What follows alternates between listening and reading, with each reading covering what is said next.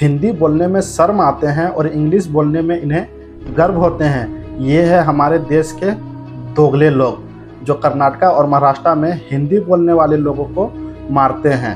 कल को तो मैं ये भी बोल सकता हूँ कि मैं बंगाल का हूँ और जितने भी लोग बाहर से आएंगे उसे बंगला बोलना होगा, नहीं तो हम उसे मारेंगे। भाई अगर ऐसा हो गया तो सोचो हम इंडिया में ही नहीं घुर पाएंगे।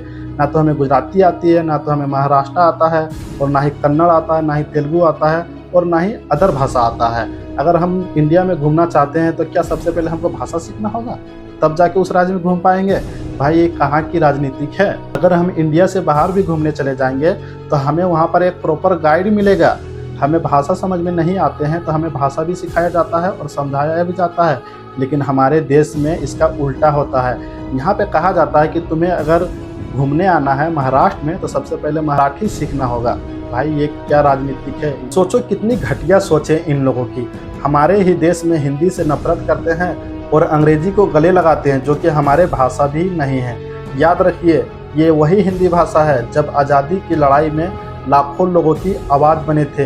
ये वही हिंदी भाषा है जो इंडिया में 50 करोड़ लोगों से भी ज़्यादा बोले जाते हैं, और तुम हिंदी बोलने वाले लोगों को मारते हो।